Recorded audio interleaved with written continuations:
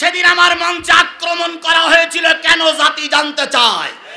সেদিন আমাদের মঞ্চে হাতুড়ি নিয়ে, হকি স্টিক নিয়ে, চাইনিজ কুরআন নিয়ে পুলিশ, যুবলীগ, আওয়ামী লীগ, ছাত্রলীগের নেতা কর্মীরা আমার মঞ্চে আক্রমণ করেছিলেন। আমরা জানতে চাই কেন সেদিন আক্রমণ হয়েছিল। যদি সঠিক উত্তর না হয়, আল্লাহর কসম তোমাদের মতো নেতার মৃত্যুর পর আমরা অন্তত তোমার জানাজা পড়ব না। ডেপুটি স্পিকার এই পাবনায় দাঁড়িয়ে বলেছিল জামাত শিবিরকে আর মাথা উঁচু করতে দেওয়া হবে না। আজকে জামাত শিবির আওলারা মঞ্চে দাঁড়িয়ে আছে, তুমি স্পিকার কোথায় দেখে যাও, তোমার সেই পুষ্যপুত্ররাও নেই, তুমিও নাই, অথচ আমরা ছিলাম, আমরাই আছি। শেখ হাসিনার যে অবস্থা হয়েছে তোমাদেরকেও সেই অবস্থা করানো হবে। যে ফুল যুগ যুগান্তরে খুশবু ছড়ায়, যে ফুল যুগ যুগান্তরে খুশবু ছড়ায়, এঁকেছি সে ফুল মোরা মনেরি কাবা,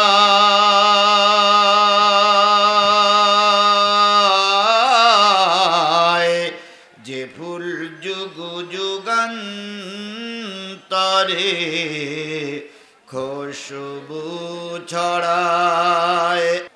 পাবনা জেলার সাতিয়া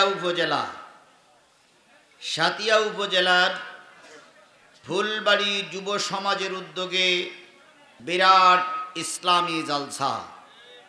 সকলকে নিয়ে আবারও সালাম বিনিময় করছি। আসসালামু আলাইকুম ওয়া রাহমাতুল্লাহি ওয়া বারাকাতুহু।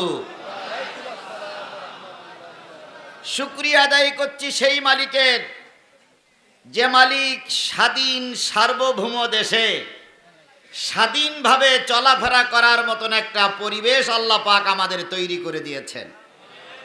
গত বছর এই সময় মাহফিল করতে গেলে বক্তাদের বিভিন্ন সবক নিয়েই কথা বলতে হতো।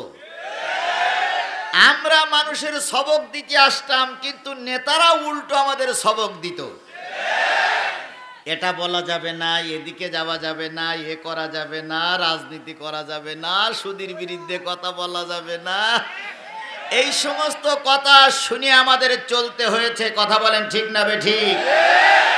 আর যেই বক্তাগুলো তাদের কথা না শুনে কোরআন হাদিসের কথা মতন চলেছে, তাদেরকে অনেক সময় মঞ্চের থেকে অপমান করে তাড়িয়ে দেওয়া হয়েছে, তাদের উপরে অত্যাচার করা হয়েছে, জুলুম করা হয়েছে। কথাটা কি বাড়াই বললাম না ঠিক বললাম? সেই দিন কি এখন আছে? কে পরিবর্তন করে দিয়েছে? আপনি আমি পরিবর্তন করতে পারিনি, পরিবর্তন করেছে কে? বৃহত্তর ইসলামী আন্দোলন বাংলাদেশ জামাত ইসলামী 15টা বছর বুড়া কমিটি, যুব কমিটি চেষ্টা করেছে, সফলতা আনতে পারি নাই। বিএনপিও কম চেষ্টা করেনি, সফলতা আনতে পারে নাই। কথা বলেন ঠিক না বেঠিক? ময়দানে নামলে গুলি খেতে হয়েছে, অথবা ঘরে আসলে মামলার পাহাড় সমতুল্য মামলা আমাদের ঘাড়ের পরে চাপিয়ে দেওয়া হয়েছে। অনেকেই ভেবেছিল এই পেতনির বাচ্চা পেতনি না মরা পর্যন্ত চেয়ার খালি হবে না, কিন্তু আল্লাহ পাক কোথার থেকে নামিয়ে দিলেন এক ঝাঁক কবুতরের মতন, এক ঝাঁক চড়ুই পাখির মতন যুবকদেরকে। যত লাশ পড়েছে যুবকেরা তত ময়দানে এগিয়ে গেছে। আমরা কখনো কল্পনা করতে পারি না এই যুবকেরা এত আন্দোলন করে দেশ স্বাধীন করবে। কথা ঠিক বলেছি না বেঠিক বলেছি? ওনারা বলতেন আমরা পালাই না, তাই বলতেন না? আমাদের নেত্রী পালায় না, আমরা পালানো গ্রুপ নই। ফখরুল সাহেব আপনার বাসায় একটু জায়গা দিবেন?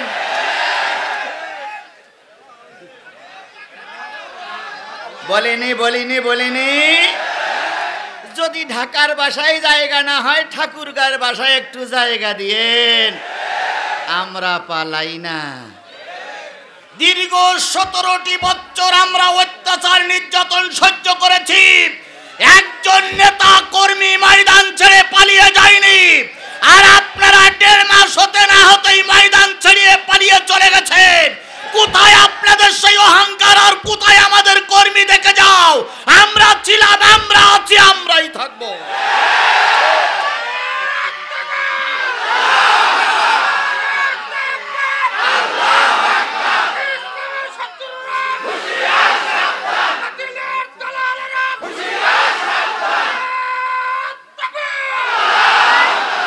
তাই তো একজন কবি সুন্দর করে লিখেছেন, কোথায় আওয়ামী লীগ, কোথায় কাদের কাকা, কোথায় গেল ওই জালিমের গরম গরম কথা। কোথায় আওয়ামী লীগ, কোথায় কাদের কাকা, কোথায় গেল ওই জালিমের গরম গরম কথা। হাসিনা পালাইছে হে দেশটা ছাড়িয়া। কে করেছেন? যে আল্লাহ এই সুযোগটুকু দান করলেন, সেই আল্লাহর শুকরিয়া আসতে না জোরে। কারোর জবান বন্ধ থাকবে না, সকলে মিলে বলছি আলহামদুলিল্লাহ। আলহামদুলিল্লাহ বললে খুশি হলো কে? আর আলহামদুলিল্লাহ এই শব্দটা মেনে নিতে পারে না, গ্রহণ করতে পারে না, সহ্য করতে পারে না, তিনি কে? শয়তান কে এই মজলিসে আছে? শয়তান কে এই মজলিসে আছে? নাই। শয়তান ইতিমধ্যে পালেই চলে গেছে নাকি? তাহলে যে আল্লাহ পাক আপনাকে আমাকে সুন্দর পরিবেশ তৈরি করে দিলেন, সেই আল্লাহর আবারও শুকরিয়া আদায় করছি আলহামদুলিল্লাহ। আল্লাহ বলতেছেন, কুল লাউ কানাল বাহরু মিদাদান লিকালিমাতি রাব্বি লানাফিদাল বাহরু ক্বাবলা আন তানফাদা কালিমাতু রাব্বি ওয়ালাউ জিনা বিমিসলিহি মাদাদা।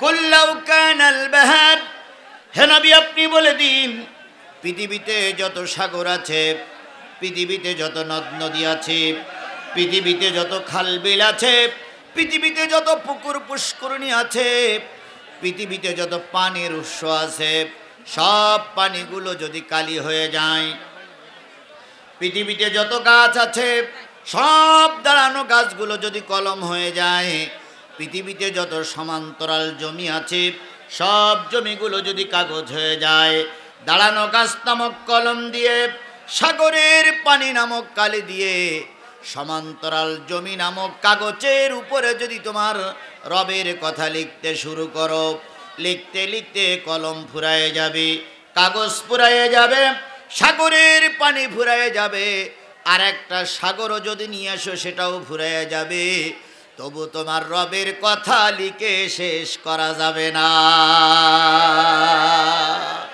সেই রবের নাম কি? জোরে বলুন তো, সেই রবের নাম কি? সেই আল্লাহর শুকরিয়া কারোর জবান বন্ধ থাকবে না আলহামদুলিল্লাহ। সর্বকালের সর্বশ্রেষ্ঠ মহামানব, যিনি 63টা বছরের ভিতরে সুখের মুখ খুব বেশি দেখার সুযোগ পাননি, তিনি জন্মিয়েছেন এতিম হয়ে, সারা জীবন কষ্ট করেছেন, অহুদে মার খেয়েছেন, তায়েফে রক্ত দিয়েছেন, বদরে কষ্ট করেছেন, নিজের দেশ ছেড়েছেন, কিন্তু উম্মতকে ভুলে যান নাই। সেই নবীর নামে দুরূদ আর সালাম সকলে মিলে বলছি সাল্লাল্লাহু আলাইহি ওয়াসাল্লাম। বলুন তো বন্ধুগণ, নবীর চাইতে ভালো মানুষ সমাজে কেউ ছিল? বর্তমান কেউ আছে? কিয়ামত পর্যন্ত যদি নবীর চাইতে ভালো মানুষ তালাশ করা হয়, নবীর চাইতে ভালো মানুষ পাওয়া যাবে? কেন পাওয়া যাবে না? আল্লাহ বলতেছেন, লাকাদ কানা লাকুম ফি রাসূলিল্লাহি উসওয়াতুন হাসানা। ওগো নবী, আপনার ভিতরে আছে সকল মানুষের জন্য একটা আদর্শ। আপনার আদর্শ যদি কেউ মেনে চলে, তারা জীবনে ইহকালও ধন্য হবে, পরকালও ধন্য হবে। আচ্ছা বলুন, নবী যেভাবে মার খেয়েছেন, আমাদের কি মার সে পর্যন্ত হয়েছে না এখন একটু বাকি আছে? নবীর যে মার হয়েছিল সেই মারির চাইতে আমাদের মায়ের একটু কম আছে না বেশি হয়েছে? কি বলেন, কম না বেশি? সবাই মিলে বলেন, কম না বেশি? কেউ কেউ বলবে বেশি, আবার কেউ কেউ বলবে কম। তবে যে যাই বলুক, নবীর চাইতে অত্যাচার আমাদের উপরে বেশি হয়নি। আল্লাহর নবী, তিনি ছিলেন আল্লাহর নির্ধারিত পয়গম্বর। নিজে মার খেয়েছেন, রক্ত দিয়েছেন, তায়েফে রক্ত দিলেন, সারা জীবন কষ্ট করলেন। আবার যখন ক্ষমতা হাতে পাইলেন, তখন নবী বললেন, আমি সবাইকে আল্লাহর রাস্তায় মাফ করে দিলাম। মাফ করে দেওয়ার কথা রাসূল বলেন নাই? কথা বলেন, বলেন নাই? আমরাও বলতেছি, আমরা ক্ষমা করে দিলাম। কিছু লোক বগল দাওড়াচ্ছে, হ্যাঁ এত মামলা দিলাম, এত মার চালালাম, এত ঘর বাড়ি ছাড়ালাম, তারপরে বলতেছে মাফ করে দিলাম।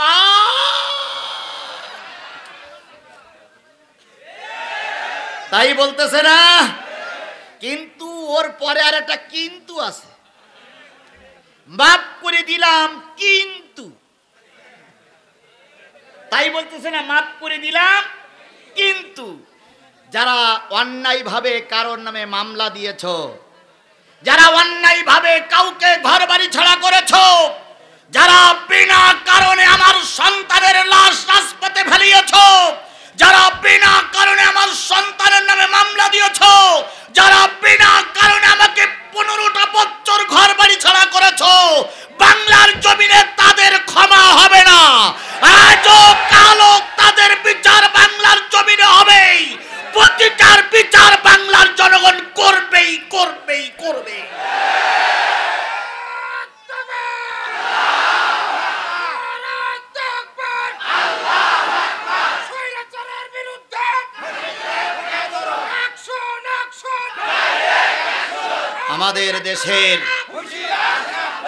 আমাদের দেশের কিছু মৌলবীরা কায়া পাল্টাইছিল, তারাই এখন আবার উল্টো কায়া পাল্টাচ্ছে। যারা 15টা বছর জবান খুলিনি, তারাই এখন মঞ্চে উঠে বলতেছে ওনাদের কোনো ক্ষমা নাই। এক হুজুর মসজিদে মোনাজাত করেছে স্বৈরাচার আওয়ামী লীগদের সন্তুষ্টির জন্য। তিনি আগেই বলেছেন যে কোরআন শরীফে শেখ হাসিনার নাম আছে। তা লোকজন বলল কেমন? কয় দেখাই দিচ্ছি। কয় দেখাই দেন।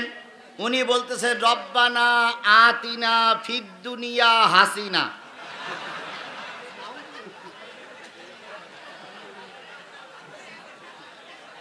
কি এইরকমটা আছে না? রব্বানা আতিনা ফিদ দুনিয়া, ওখানে একটুখানি ওয়াকফ করেছে হাসিনা। রব্বানা আতিনা ফিদ দুনিয়া হাসিনা ওয়াফিল আখিরাতে হাসিনা ওয়াকিনা আযাবান নার। উনি রব্বানা আতিনা ফিদ দুনিয়া হাসানাতাও ওয়াফিল আখিরাতি হাসানাতাও ওয়াকিনা আযাবান নার। দালালি করতে যেয়ে এত দূর উপরে উঠে গেছে যে হাসিনার নামটা উচ্চারণ করে ফেলেছে। এখন ওনারা দোয়া ইউনুস পড়তেছে। আর এখন ক্ষমতায় যিনি বসে আছেন তার নাম কি? উনি এখন চেয়ারে বসে বলতেছে তোমরা যতই দোয়া ইউনুস পড়ো, আমি তো সেই লোক।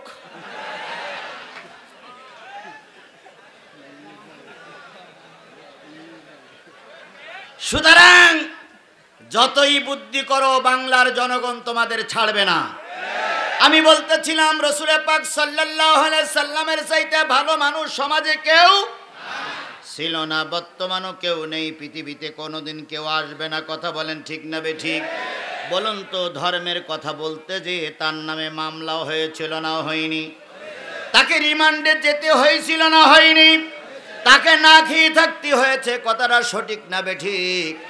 এরপরে আল্লাহর নবী সাল্লাল্লাহু আলাইহি সাল্লাম যখন ক্ষমতা হাতে পাইলেন, নবী বললেন, আল্লাহর রাস্তে আমি তোমাদের সবাইকে মাফ করে দিলাম। আল্লাহর নবী যখন ধর্মের কথা বলতেন, নবীর পক্ষে বিপক্ষে ডাইনে বামে তেমন লোক খুঁজে পাওয়া যেত না প্রাথমিক অবস্থায়। কথা বলেন। কিন্তু এখন যদি বাংলাদেশ জামাত ইসলামীর সাতিয়া থানার আমিরের দিকে কেউ বেকার চোখে তাকায়, জনগণ তার চোখ তুলে নেবে, এমন জনগণ আছে না নাই? শুধু তাকাইয়ে দেখো, আগের শনিবার আর আজকের শনিবার এক নয়। নেজামী সাহেবকে অন্যায়ভাবে তোমরা ফাঁসির কাস্টে ঝুলেছিলে, সেদিনের বৃহস্পতিবার আর আজকের বৃহস্পতিবার এক নয়। আরো যদি কোনো নেতার দিকে বেকা চোখে তাকাও, জনগণ চোখ উপড়ে ফেলে দেবে। শোনা যাচ্ছে স্বৈরাচারীর প্রধানমন্ত্রী আজকে নাকি দেশে আসবে। আমরাও ঘোষণা করেছি, সাহস থাকলে চলে এসো, দেখি তুমি কোন মায়ের দুধ খেয়ে বড় হয়েছ আর আমি কোন মায়ের দুধ খেয়ে বড় হয়েছি। স্বৈরাচার এরশাদ ক্ষমতার থেকে নেমেছিল, তোমাদের মতন পালিয়ে যায়নি। আর তোমরা 41 বছর পর্যন্ত থাকতে চেয়েছিলে, অথচ এক ধাক্কায় নিজের পরনের কাপড়ও ঠিক মতন গোছাই নিয়ে যেতে পারোনি, তার আগে পালিয়ে যেতে বাধ্য হয়েছ।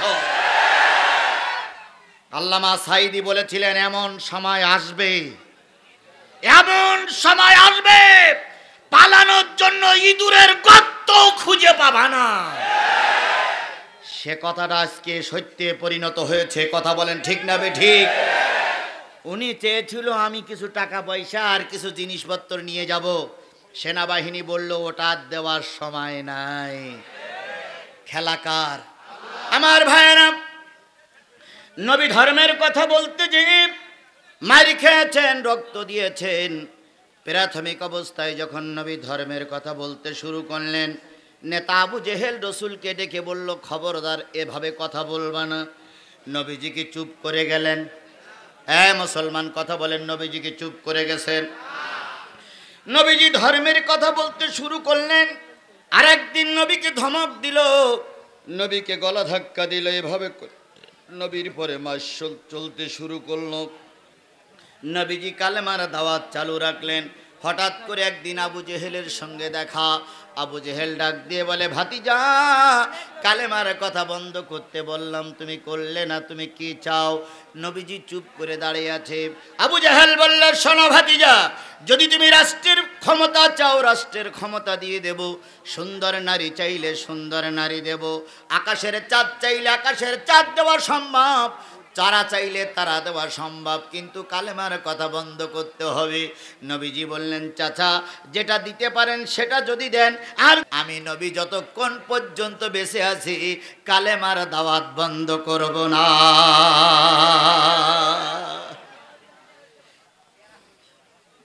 আবু জেহেলের রাগ হয়ে গেল।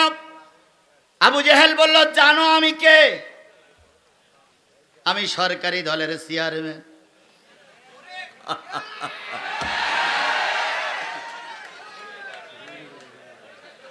আমি সরকারি দলের চেয়ারম্যান। কোন মা এমন সন্তান জন্ম দেয় যেই সন্তানের কারণে মান নামে মানুষ ভালো দোয়া করে, আর পৃথিবীতে এমন মা আছে যে কুলাঙ্গার জন্ম দেয়, যেই কুলাঙ্গারের জন্য মা বাপকেও গালিগালাজ শুনতে হয়। এই ইউনিয়নের সাবেক চেয়ারম্যান, পার্শ্ববর্তী ইউনিয়নের সাবেক চেয়ারম্যান, আল্লাহ পাক যে মায়ের পেট দিয়ে তার মুখ দেখাইছিলেন, এখন সে তো পালাইছে, তার মাও সেই সঙ্গে গালিগালাজ শুনতেছে। কথা বলেন ঠিক না বেঠিক? আর যদি ভালো সন্তান জন্ম দেওয়া যায়, তাহলে মৃত্যুর পরে মাও ভালো পুরস্কার পেয়ে যায়। আবু জেহেল বলতেছে যে ধর্মের কথা বন্ধ করো। নবী বললেন, যেটা দিতে পারো ওটাও যদি দাও, যেটা না দিতে পারো সেটাও যদি দাও, ধর্মের কথা বন্ধ হবে না। নবী এবার কথা বলার পর আবু জেহেলের কাছে ছিল তরবারি। তরবারি বাহির করে নবীজির মাথায় 3টা আঘাত করলেন। ভালো করে শোনো মুসলমান, আল্লাহর নবী রক্তাক্ত হলেন, আহত হলেন, মাথা ফেটে রক্ত বাহির হতে শুরু করলো। আল্লাহর নবী প্রতিবাদ করতে পারলেন না, যেহেতু সেই ক্ষমতা তখন ছিল না। মাথার পরে হাত দিয়ে রক্তে নাক ভিজে গেছে, কান ভিজে গেছে, চারিপাশ থেকে রক্ত বাহির হচ্ছে। দয়ার নবী, মায়ার নবী ঘরে চলে গেলেন।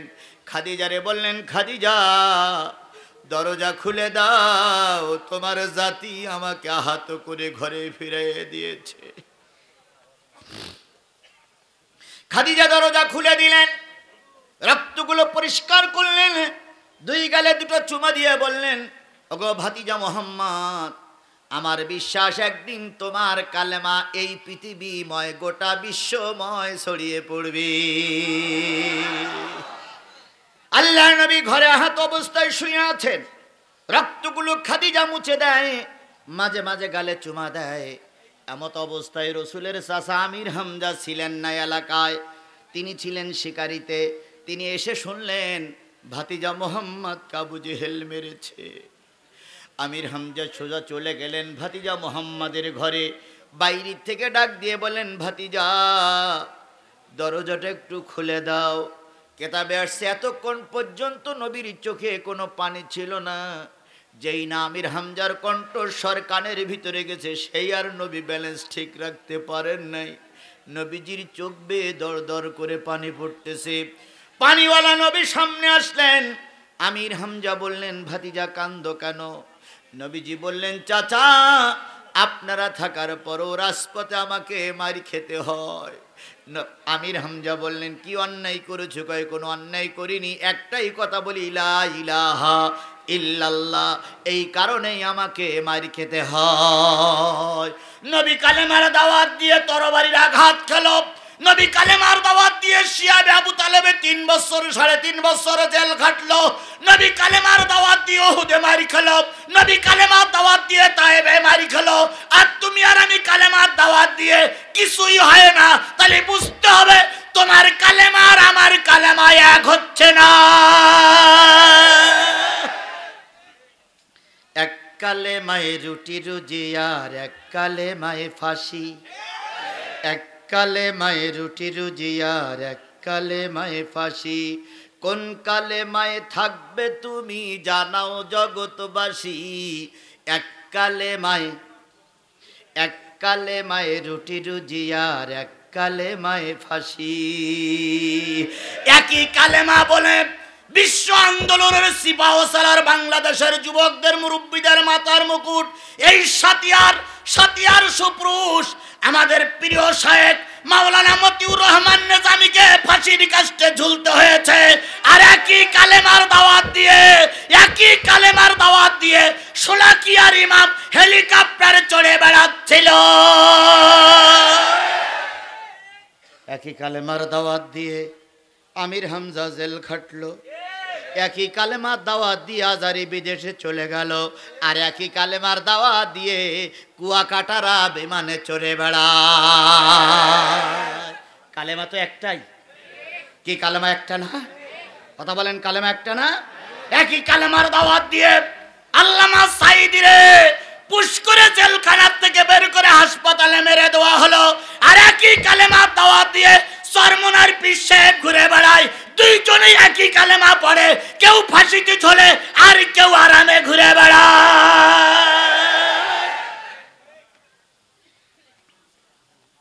ফরিদউদ্দিন মাসুদ সাহেব, তিনি এই নিজামী সাহেবের ফাঁসি দাবি করেছিলেন। কথা বলেন, আল্লামা সাঈদীর ফাঁসি দাবি করেছিলেন এই ফরিদউদ্দিন মাসুদ সাহেব। কথা বলেন, ঠিক না বেঠিক?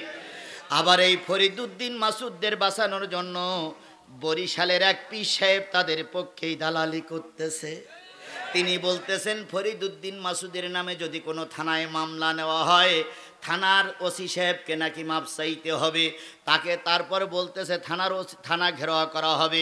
আমরা স্পষ্ট করে ঘোষণা করে দিতে চাই, বাংলাদেশের যুবকরা এদের স্বাধীন করেছে। যদি অন্যায়ের বিরুদ্ধে কথা বলার কারণে, অন্যায়ের বিপক্ষে অবস্থান নিয়ে যদি থানায় মামলা দেওয়া হয়, আর ওই মামলা যদি বাংলাদেশের কোনো ওসি গ্রহণ না করে, আল্লাহর কসম শেখ হাসিনার যে অবস্থা হয়েছে তোমাদেরকেও সেই অবস্থা করানো হবে।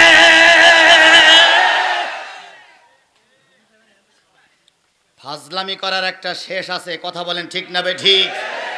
আমরা কিন্তু আসমান থেকে পানির মতন নাজিল হইনি, আমরা কিন্তু দুবলা ঘাসের মতন মাথা উঁচু করে দাঁড়াইনি, আমরা কিন্তু ভারত থেকে পাসপোর্ট করে এদেশে আসিনি, আমরা মায়ানমার থেকে এদেশে আসিনি, আমরা এদেশের বৈধ নাগরিক, এখানে আমাদেরও কথা বলার অধিকার আছে।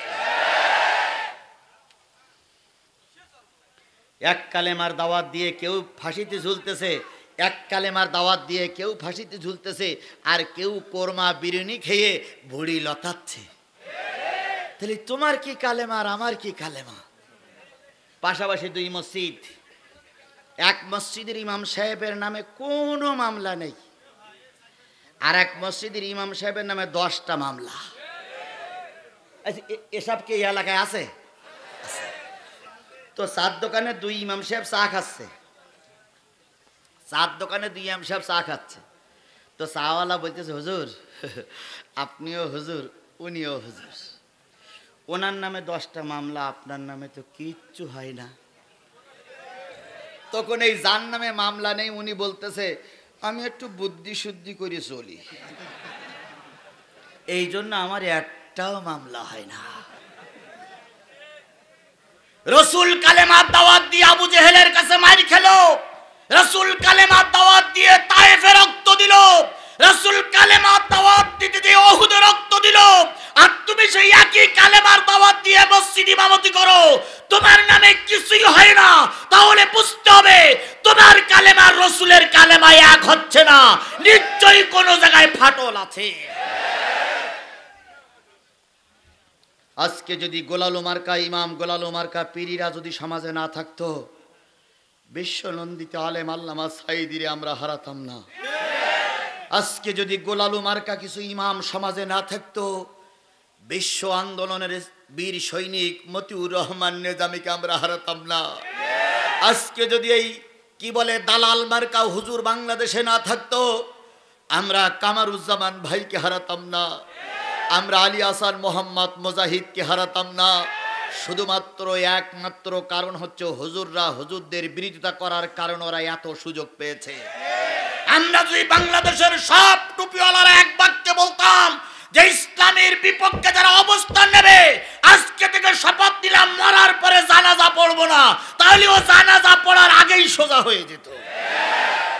কিন্তু আমি না পড়লে আর এক মৌলবি বলতেছে আমি তো পড়ার জন্য রেডি। সে মৌলবি আছে, এ মঞ্চেও দুই একজন আছে।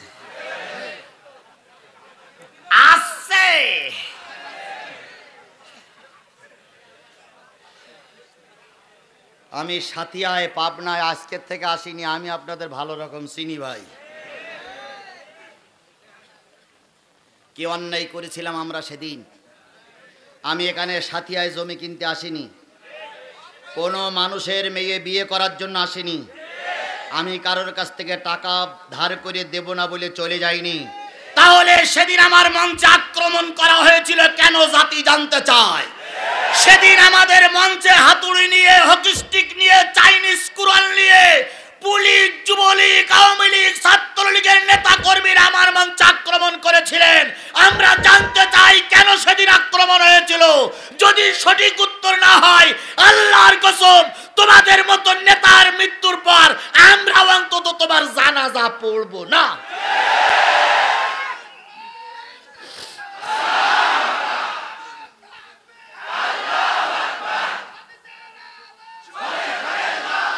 আর এই কথাগুলো যখন বলি তখন কিছু লোক বলে জিহাদি আসে রাজনীতি করতে, ঠ্যাঙের গিরে ছাড়াই ফেলবো। আমি সেদিনও যা ছিলাম আজও তাই আছি, কথা বলেন ঠিক না বে ঠিক? সেদিন রক্ত দিয়েছিলাম, মার খেয়েছিলাম, এখান থেকে আমাকে চলে যেতে বাধ্য করেছিলেন, তবুও যতটুকু ছিলাম বাঘের বাচ্চার মতন ছিলাম, 1 মিনিটের জন্য মাথা নত করিনি। সেদিন যদি বাঘের বাচ্চার মতন থাকতে পারি, আজও বাঘের বাচ্চার মতনই আছে। আপনি দেখে যান, আপনার দালালেরা দেখুক, আপনারা পালাইছেন, আমরা ঠিকই বেঁচে আছি। আমার যুবকেরা মাথা উঁচু করে দাঁড়িয়ে আছে, আমার মুরব্বীরা মঞ্চে বসে আছে। আগামী নির্বাচন যদি সুষ্ঠু হয়, ইনশাল্লাহ আমরা ইসলামী আন্দোলনের নেতারে বিজয়ের মালা পরিয়ে, ফুলের মালা পরিয়ে আগামীতে জাতীয় সংসদের সদস্য বানাবো ইনশাআল্লাহ। তবে হ্যাঁ, দিনের ভোট রাতি হইলে ঠেকাবে কেডা? হতাম তখনই যদি শুনতাম আপনার মুখে কালেমা পড়তেছেন আপনি। আমির হামজা বললেন, ভাতিজা যদি কালেমা পড়লে তুমি খুশি হও, তোমাকে খাদিজাকে সাক্ষী রেখে, আল্লাহর সাক্ষী রেখে কালেমা পড়ে নিলাম, লা ইলাহা ইল্লাল্লাহু মুহাম্মাদুর রাসূলুল্লাহ। নবী মার খাওয়ার পরে ক্ষমা করে দিয়েছেন, আমরাও সেই নবীর আদর্শ ধরে চলবো। কথা বলেন ঠিক না বেঠিক? যে নবী এত কষ্ট করার পরে জাতিরে মাফ করে দিলেন, আমরা সেই নবীর নামে দুরূদ আর সালাম সকলে মিলে বলছি সাল্লাল্লাহু আলাইহি ওয়াসাল্লাম। বন্ধুগণ, আপনারা অনেক দিন পরে এসেছেন। আজকের মাহফিলটার নাম দেওয়া হয়েছে কি বলেন তো? ইসলামী জালসা। ইসলামী, তার মানে এখানে কিসের থেকে আলোচনা করা হবে? ইসলাম থেকে আলোচনা করা হবে, ধর্ম থেকে আলোচনা করা হবে। আল্লাহ রসুল বলেছেন, আদ-দীনু নাসিহাতুন সালাসা, আদ-দীনু নাসিহাতুন সালাসা, আদ-দীনু নাসিহাতুন সালাসা। সাহাবীরা বললেন, কুলনা লিমান? নবীজি বলেন, ক্বালা লিল্লাহ ওয়া লিরাসূলিহি ওয়া লিকিতাবিহি ওয়া লিআইম্মাল মুসলিমিনা ওয়া উম্মাতিহিম। নবী বললেন, দিন একটা নসিহাত, ইসলামী জলসায় দিন একটা নসিহাত।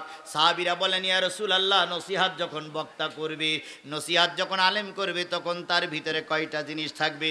হুজুর বললেন, বক্তার ভিতরে 5টা জিনিস থাকা লাগবে। যদি 5টা জিনিস না থাকে, সেটা ইসলামী জলসা হতে পারে। তাহলে ইসলামী জলসা কোরআনের মাহফিলে কয়টা জিনিসের আলোচনা করা লাগবে? 1 নম্বর, ক্বালা লিল্লাহ, আল্লাহর আলোচনা করা লাগবে। বলুন তো, আমরা আল্লাহর কথা দিয়ে শুরু করেছি না করিনি? আমরা আল্লাহর শুকরিয়া আদায় করেছি না? 2 নম্বর কথা থাকবে রসুলের কথা। এতক্ষণ ধরে রসুলের নামে দুরূদ দিলাম, 2 নম্বর পর্ব শেষ। 3 নম্বর, কিতাব থেকে আলোচনা করা লাগবে। যে কিতাব থেকে আলোচনা করা লাগবে, সেই কিতাবটার নাম কি? আমি কোরআনের সূরা আল ইমরানের 104 নম্বর আয়াত তেলাওয়াত করেছি। ওই আয়াতের পরে এখন কথা হবে। আমি যতক্ষণ কথা বলি, কারা কারা থাকতে রাজি আছেন 2 হাত উঁচু করে আল্লাহরে দেখান। আল্লাহ আমাদের কবুল করুক, সকলে বলুন আমিন। আরো জোরে বলেন আমিন। তাহলে আজকে বৃষ্টি হচ্ছে, মাঝে মাঝে বৃষ্টি হচ্ছে, আমি দেখতেছি আপনারা একটু উসপিস করতেছেন। মাঝে মাঝে বৃষ্টি হচ্ছে, মাঝে মাঝে বৃষ্টি আসতেছে। আমরা এখানে বৃষ্টি পাচ্ছি না, কিন্তু বাইরে যারা আস্তে আস্তে ভিজতেছেন। এই জন্য আজকে যদি কিছু জিনিস কম থাকে, শুধু বৃষ্টির কারণে যদি কম থাকে, দুঃখ নিবেন না, আর একদিন পোষাইয়ে দেওয়া হবে ইনশাআল্লাহ। তবে আমি আপনাদের কাছে ছোট্ট একটা জিনিস দাবি করে, আমি যে আয়াতটা পড়েছি, আয়াতের পরে আলোচনা করব। আমাকে ফেলাই রেখে আপনারা চলে যাবেন? আমাকে ফেলাই রেখে আপনারা চলে যাবেন? কারা কারা শেষ মোনাজাত পর্যন্ত থাকবেন? একটু 2 হাত উঁচু করে আল্লাহরে দেখান। জোরে তাকবীর হবে, নারায়ে তাকবীর, লিল্লাহে তাকবীর। আল কোরআনের আলো, হাত নামান। কারে দেখালাম? আল্লাহ। আচ্ছা, আপনার হাত উঁচু করা আল্লাহ দেখেছে? দেখেছে? সত্যি সত্যি? কি করি দেখবো? উপরে যে সামিয়ানা, তারপরও আল্লাহ দেখেছে? তাহলে আমরা হাত উঁচু করে কি বলেছি আল্লাহরে, কি শুনবো? কোরআন শুনবো। আর আমি হাত উঁচু করে কি বলেছি, কি বলবো? তাহলে আপনি অবদাবদ্ধ, আমি অবদাবদ্ধ। যদি আখিরি মোনাজাতের আগে আপনি চলে যান, তাহলে আপনি দায়ী হবেন, আমিও দায়ী হব। কথা বলেন ঠিক না বেঠিক? যদি সব কিছু ঠিক থাকে, বৃষ্টি না হয়, পরিবেশ ঘোলাটো না হয়, আমরা 12টার আগে শেষ করব ইনশাআল্লাহ। আর যদি উলট পালট হয়ে যায়, তাহলে হঠাৎ করে হয়তো বন্ধ হয়ে যাবে। এই জন্য আমরা চাচ্ছি আর আধা ঘন্টা 40 মিনিট কথা বলবো। থাকতে পারবেন না ইনশাআল্লাহ? থাকতে পারবেন না ইনশাআল্লাহ? আল্লাহ কবুল করুক। সবাই মিলে বলেন আল্লাহ কবুল করুক, আমিন। আরো জোরে বলেন আমিন। আচ্ছা ভাই, ওই বাতিল পন্থীরা ছিল গরিব, 2-3 বছরের ভিতরে আরে বাবা টাকার পাহাড় গড়ে ফেলেছিল। কথা বলেন ঠিক না বেঠিক? এরা 1 লাখ টাকা দান করতে পারতো, কিন্তু আমার নেতারা পরের মাল খায়ও না, ওরকম বড় অঙ্কের টাকা দানও করতে পারে না। কথা বলেন ঠিক না বেঠিক? তবে আমরা চিন্তিত নই, গোটা বাংলাদেশের 18 কোটি মানুষ হলো আমাদের ব্যাংক। ওই ব্যাংকে টাকা জমা আছে, তাই তো আমরা ইসলামী আন্দোলনের পক্ষে কথা বলি। কথা বলেন ঠিক না বেঠিক? 10 টাকা জনগণ আয় করলে 2 টাকা সংগঠনে দান করে, 15 টাকা আয় করলে 3 টাকা সংগঠনে দেয়, 12 টাকা নিজের পিছনে খরচ করে। কথাটা কি বাড়াই বললাম? আলতাকুম মিনকুম উম্মাতুন, তোমাদের ভিতর থেকে একটা উম্মত থাকবে। কে বলছে? এই মুসলমান আমার দিকে খেয়াল করুন, বাঘের বাচ্চার মতন জবাব দিবেন। কে বলছেন? আল্লাহ বলছেন তোমাদের ভিতর থেকে একটা উম্মত থাকবে।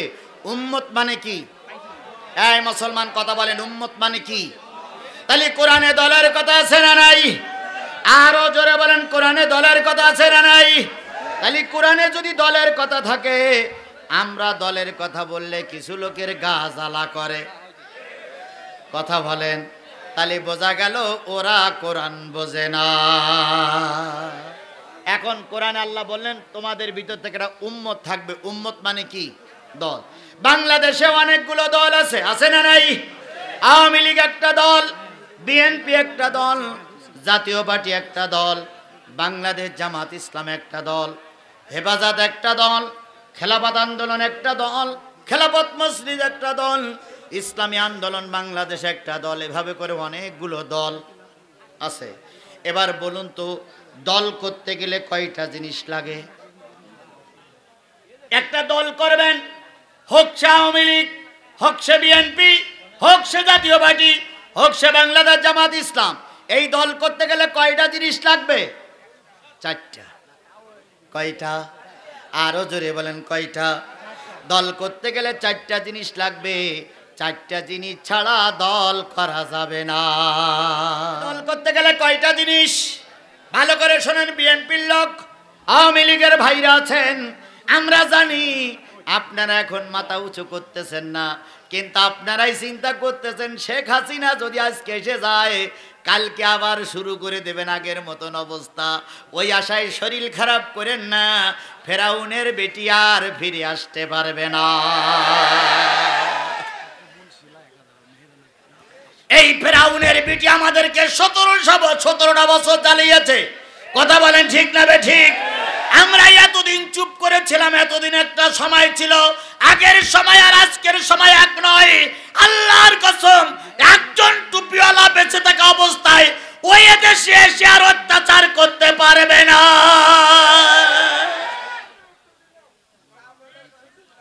আমার ভাইরা, উনি পাশের দেশে যে আত্মগোপন করেছিল বা আছে মনে হয়, ওখান থেকে মাঝে মাঝে মাথা বের করে দেশ স্যার বলছে আসবো আসবো।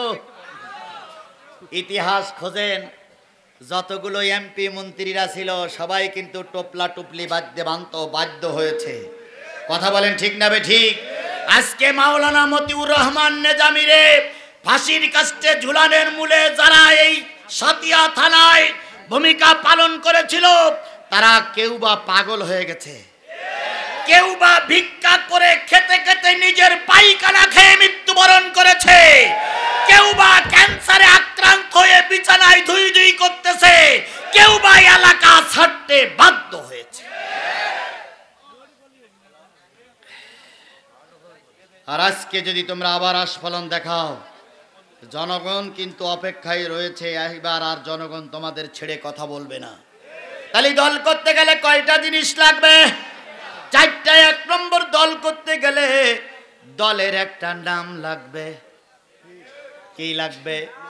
নাম ছাড়া বোঝা যায় না এটা কোন দলের লোক।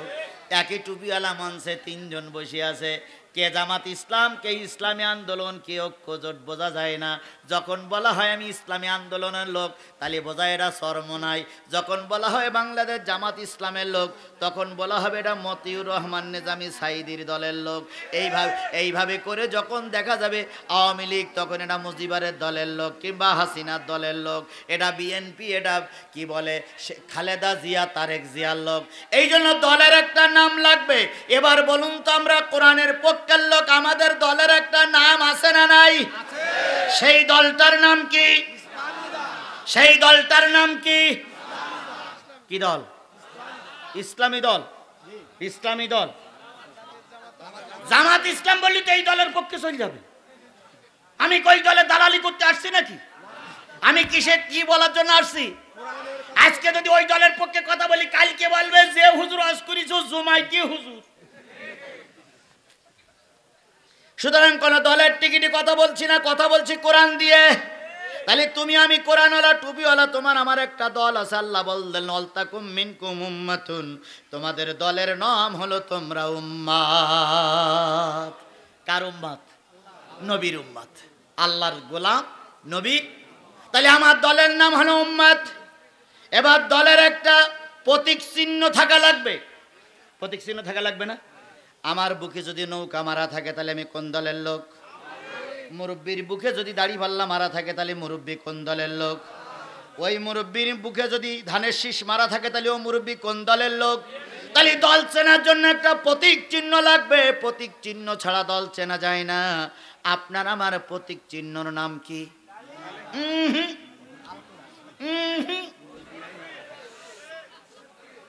মুরব্বী।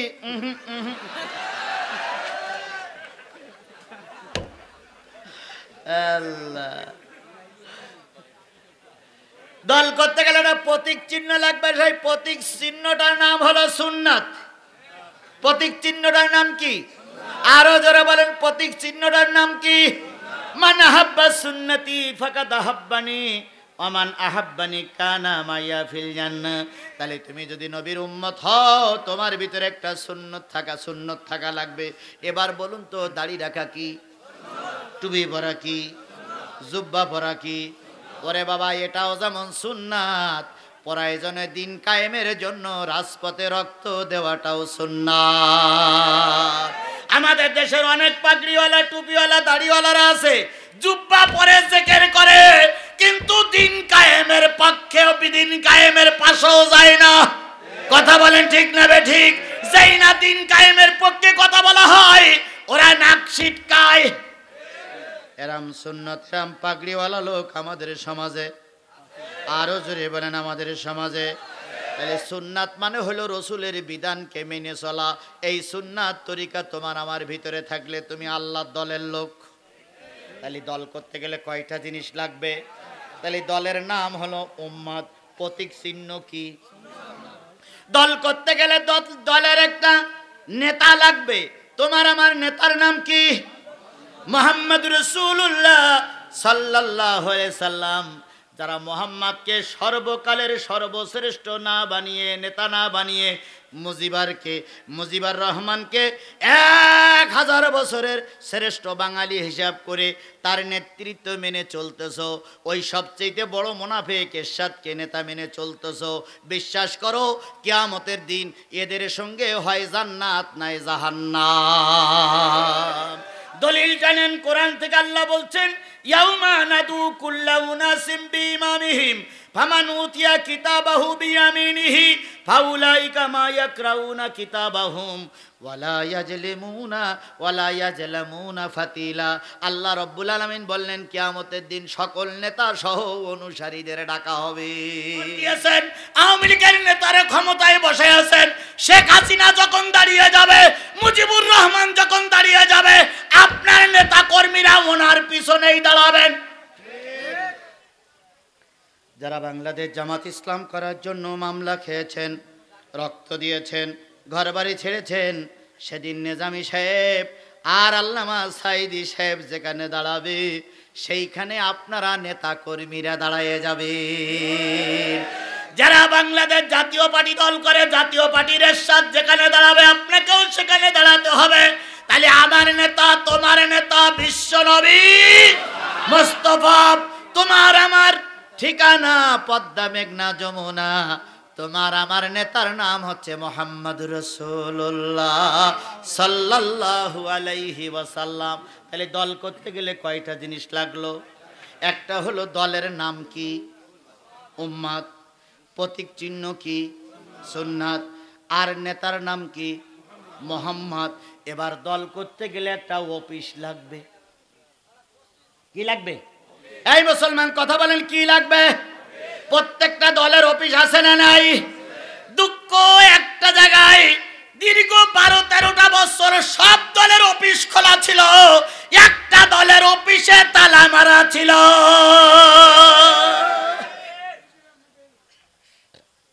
যেদিন 5 তারিখের পরিবর্তন হলো, 6 তারিখই সকালবেলা যেয়ে দেখি অফিস খোলা। সুবহানাল্লাহ বলে। তাহলে দল করতে গেলে একটা কি লাগবে? অফিস লাগবে। তোমার আমার অফিসের নাম কি? মসজিদ। মসজিদেরই পাশে আমার কবর দিও ভাই, মসজিদেরই পাশে আমার কবর দিও ভাই। তাহলে কয়টা জিনিস পাইলাম? তাহলে আমি একটা দলের লোক হয়ে গেলাম, সেই দলের নাম হলো উম্মত। এবার দল করতে গেলে কিছু মন্ত্র পড়া লাগে, সেই মন্ত্রটার নাম কি? না, সেই মন্ত্রটার নাম হচ্ছে কালেমা লা ইলাহা ইল্লাল্লাহু মুহাম্মাদুর রাসূলুল্লাহ। এই কালেমা পড়ার সাথে সাথেই আপনি ওই দলের কর্মী হয়ে গেলেন। একটা স্কুলে যখন আপনি ভর্তি হবেন, স্কুলের কিছু নিয়মতান্ত্রিকতা আছে না নাই? একটা সেনাবাহিনীতে আপনি ঢুকবেন, সেনাবাহিনীর কিছু নিয়ম আছে। আপনি ইসলামী দলের নেতা কর্মী, আপনার একটা মন্ত্র পড়তে হবে, সেই মন্ত্রটার নাম কি? কালেমা লা ইলাহা ইল্লাল্লাহ। এবার বলুন তো, লা ইলাহা ইল্লাল্লাহ শব্দের অর্থ কি? হ্যাঁ, আল্লাহ ছাড়া কোনো মাবুদ নাই। লা মানে কি? না। তাহলে আগে বলতেছেন না, এ না আবার শেষে জোড়াচ্ছেন কেন? আগে বলবেন লা। লা মানে কি? নাই। নাই ইলাহা, কোন ইলাহা নাই, কোন মাবুদ নাই, কোন আইনদাতা নাই, কোন শেখ হাসিনা নাই, কোন খালেদা জিয়া নাই, কোন কি বলে আমাদের সাইদি নাই, ইল্লাল্লাহ, আল্লাহ ছাড়া। তাহলে আমরা কারোর মানি না, কারে মানি? এই মন্ত্র আপনাকে পড়তে হবে, লা ইলাহা ইল্লাল্লাহ, নেই কোনো মাবুদ কে ছাড়া। এখন মাবুদ শব্দটার অর্থ কি? মাবুদ কোন শব্দ? আরবি শব্দ। মাবুদ শব্দটার অর্থ হচ্ছে 4টা। মাবুদ শব্দের অর্থ হচ্ছে আইনদাতা, আমি কারোর আইন মানি না কার আইন ছাড়া। মাবুদ শব্দের অর্থ হচ্ছে হুকুমদাতা, আজকে কালেমা পড়েছি, কারোর হুকুম মানবো না কার হুকুম ছাড়া। মাবুদ শব্দের অর্থ হচ্ছে রেজেক দাতা, আমি কালেমা পড়েছি, কারোর কাছে রেজেক চাবো না কার কাছে ছাড়া। মাবুদ শব্দের অর্থ হচ্ছে প্রার্থনা কবুলকারী, আমি কালেমা পড়েছি, আমার দোয়া কেউ কবুল করবে না কে ছাড়া। এই কথা যারা বলেছিল তারা ফাঁসির কাস্টে ঝুলেছে, তবুও বাতিলের কাছে মাথা নত করে নাই। বলুন তো, আল্লামা সাঈদী জেলখানায় মারা গেছে না তারে মেরে দেওয়া হয়েছে?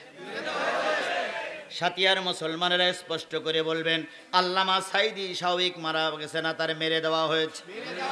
আল্লামা সাঈদী যে জেলখানার ভিতরে ছিল, জেলখানা থেকে তাকে বের করে নিয়ে আসার সময় একটা সাদা কাগজ তার হাতে দিয়ে দেওয়া হলো, আর বলল, হুজুর কাগজে সই করেন।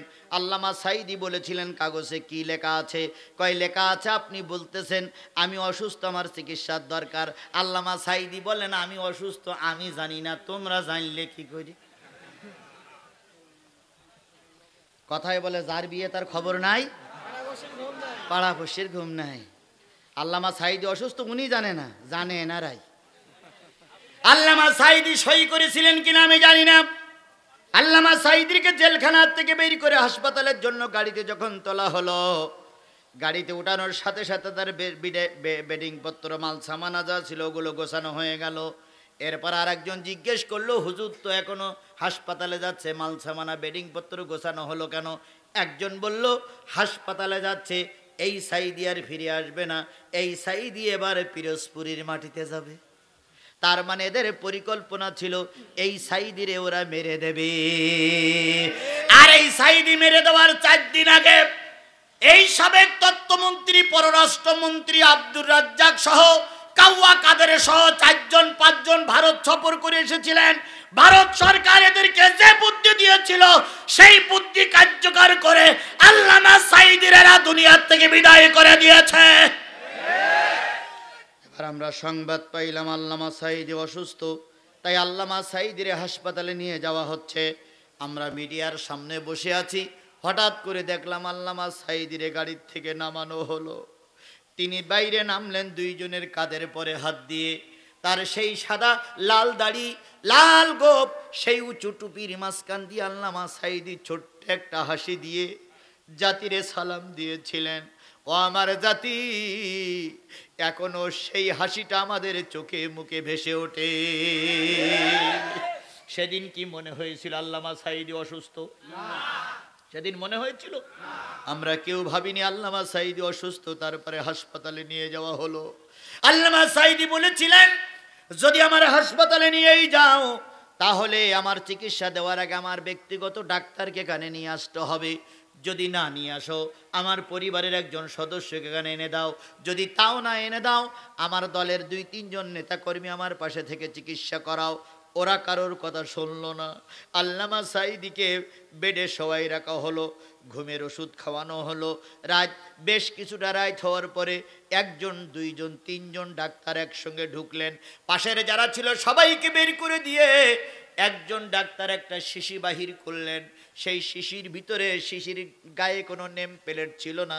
ওর পরে সিরিঞ্জ দিয়ে, ওই সিরিজ দিয়ে, ওই কি বলে ওষুধের না, সিরিজ দিয়ে ওই ওষুধের থেকে ওষুধগুলো বের করে নিলেন। এরপরে আল্লামা সাঈদীর জামাটা একটু উঁচু করলেন। উঁচু করে যখনই আল্লামা সাঈদীর নাভিতে ইঞ্জেকশন দিচ্ছিলেন, যে নার্স কথাটা বলেছেন তিনি বললেন, আমি দেখলাম হুজুর একবার একটু তাকালেন, আল্লাহু আকবার বললেন। এরপরে আল্লামা সাঈদী আর কোনো নড়াচড়া করেন নাই। এই জন্য গোটা বিশ্বের মানুষ জেনে গেছে আল্লামা সাঈদী স্ট্রোক করে মারা যায়নি। আল্লামা সাঈদীরে তোমরা বিষ প্রয়োগ করে মেরে দিয়েছ। আল্লামা সাঈদী তুমি মরুনি, শহীদ হয়েছ তুমি এটাই জানি।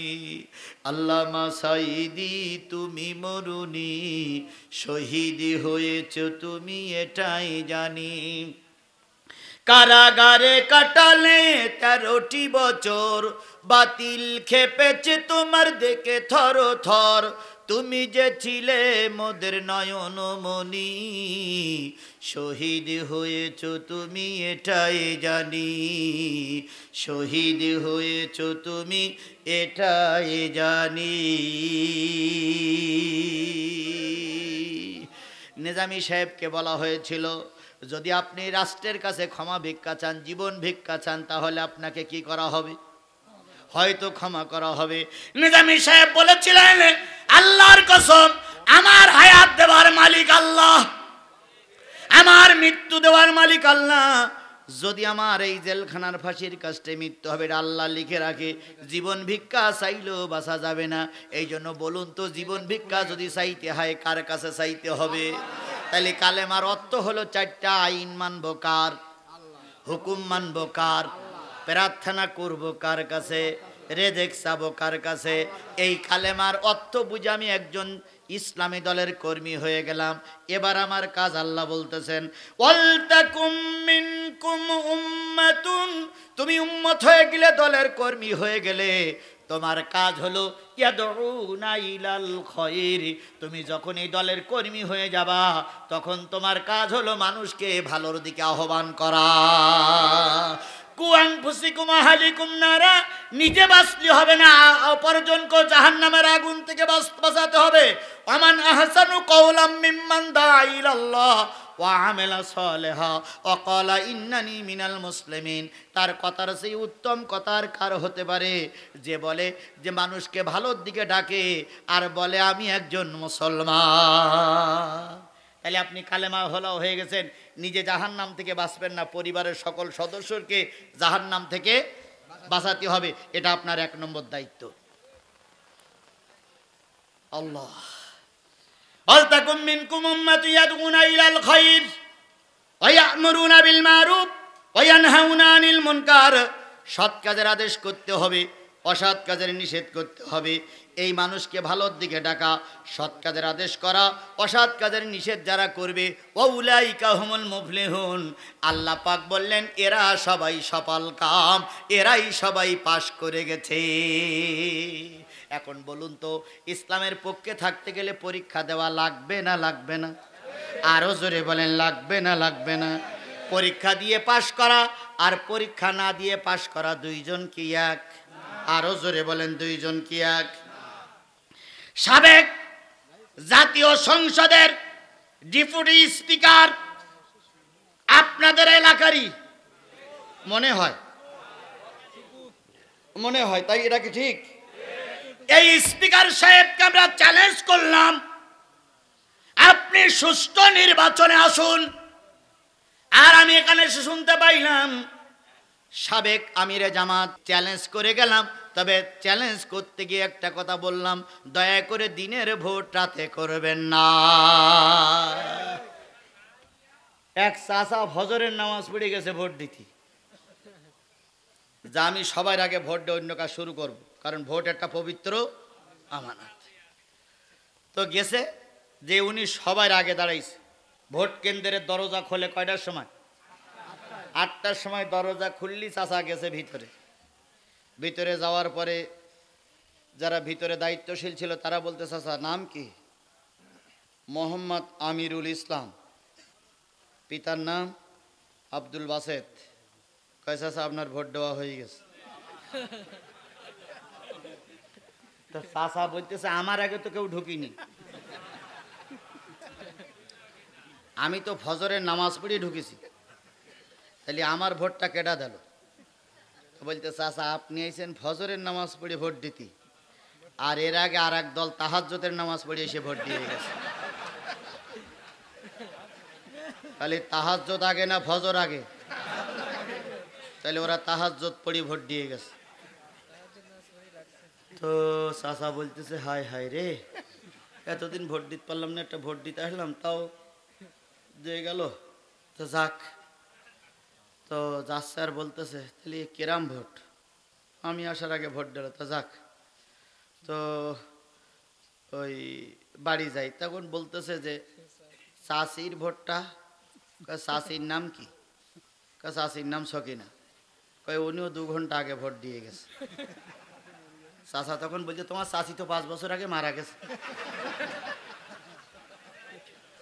বলতে, মারা গেলে কি হয়? ভোট দেওয়া হয়, ভোট দিতে আসছিল। চাচা তখন ওখানে বসে কাঁদতেছে আর বলতেছে, আল্লাহ 2 ঘন্টা আগে যদি এসে বসে থাকতাম, তাহলে অন্তত আর কিছু না হোক বুড়ির সঙ্গে একটু দেখা হইতো। এ কথাগুলোকে আমি বানাইয়ে বললাম? ও জাতি, এ কথাগুলোকে আমরা বানাইয়ে বলেছি? এরকম ভোট বিগত 3-4টে পিরিয়ড আমার জাতি দেখেছে। কথা বলে ঠিক না ঠিক?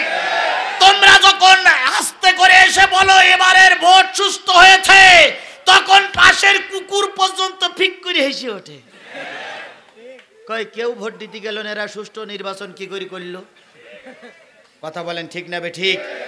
তাই তো একজন সাংবাদিক উপহাস করে লিখেছিল, সুষ্ঠু হয়েছে নির্বাচন, ভোট দিয়েছে প্রশাসন, তাকিয়ে তাকিয়ে দেখেছে জনগণ।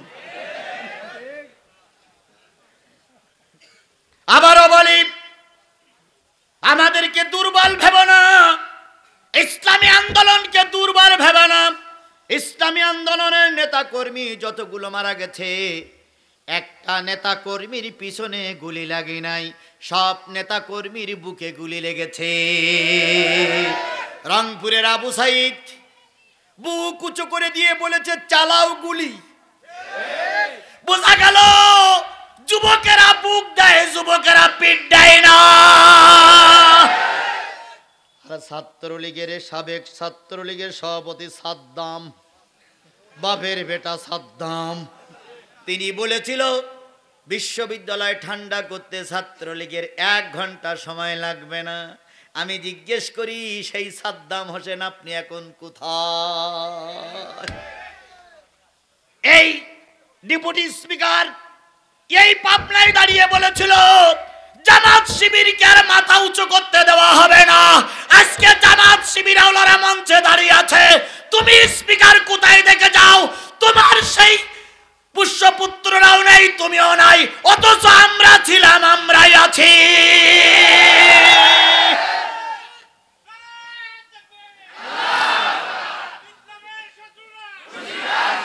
আমার ভাইয়েরা, সেদিন ওরা ক্ষমতায় ছিল, সেদিন আমার সম্মানিত ভাই জরিফ ভাইও ক্ষমতায় ছিল। জরিফ ভাই আমার মঞ্চে আক্রমণ করবে, যদি আমি একটা ঘন্টা আগে বুঝতে পারতাম, আল্লাহর কসম জরিফ আমার ধারে কাছে আসতে পারত না। কারণ ওরাম জরিফে ঠেকানোর জন্য আমি একলাই যথেষ্ট, 2-5 জন লোক ঠেকানোর ক্ষমতা আল্লাহ আমাকে দিয়েছে। আমি বুঝতেই পারিনি যে সাধু বেশে পাকা চোর সাজবে। কি বাপের বেটারে ভাই, এসে পা টান দিয়ে লাইটটা নিবাই দিল, এসে পা তার ধরে টান দিয়ে লাইট নিবাই দিল। আমি সেদিনকে চিন্তা করেছিলাম, আল্লাহ যদি 15টা মিনিট আগে জানতে পারতাম যে আমার মঞ্চে আক্রমণ করবে, আমি একলার এক কান সিয়ারি আমার জন্য যথেষ্ট। বুঝতে পারি নাই। তারপরে ওরা মনে করেছিল জিহাদির আজকে এখানে হত্যা করবে, কিন্তু আল্লাহ রাব্বুল আলামিন বলেছিল তুমি পারবা না। চারিদিক থেকে যখন আক্রমণ, আমার মাথায় কি বুদ্ধি আসলো, আমি আপনাদের কাতারেই লাফ মেরে পড়েছিলাম। সেদিন যারা ছিলেন তারা ভালোই জানেন। আপনাদের সেদিনের সহযোগিতার জন্য আপনাদেরকে ধন্যবাদ। সেদিন কিছু লোক আমাকে বগলের ভিতরে করে নিয়ে উঁচু করে ময়দান থেকে বাইর করে দিয়েছিলেন। আমি আপনাদের জন্য কিছুই দিতে পারিনি। শুধু আপনাদের জন্য আমি গত পরশুদিন ওমরা করে ফিরে এসেছি। আমি কাবার গেলাপ ধরে কেঁদেছি, আল্লাহ সাতিয়ার যে মুসলমানগুলো আমার বিপদে এগিয়ে এসেছিল, আল্লাহ তুমি ওদেরকে কবুল করে না, ওদেরকে জান্নাতের মেহমান বানিয়ে দাও। আমি আপনাদের জন্য টাকা দিতে পারিনি, সময় দিতে পারিনি, অর্থ দিতে পারিনি, শুধু কাবার গেলাপ ধরে আপনাদের জন্য কান্দার একটু সুযোগ পেয়েছি। আমি আপনাদের জন্য কেঁদে এসেছি। এই জন্য বন্ধুগণ, কালেমা পড়লে আপনাকে সম্পূর্ণ আল্লাহর উপরে এখতিয়ার করতে হবে। আল্লাহ রাব্বুল আলামিন বলেন, ওয়ালা তাহিনু ওয়ালা তাহজানু ওয়া আনতুমুল আ'লাউনা ইন কুনতুম মুমিনিন। তোমাদের কোনো ভয় নাই, তোমাদের কোনো চিন্তা নাই, আমি আল্লাহ পাক তোমাদের বিজয় দেব যদি তোমরা মুমিন হতে পারো। কে বলেছেন? যাদের হৃদয় আছে আল্লাহর ভয়, তারা কভু পথ ভুলে যায় না, তারা কভু পথ ভুলে।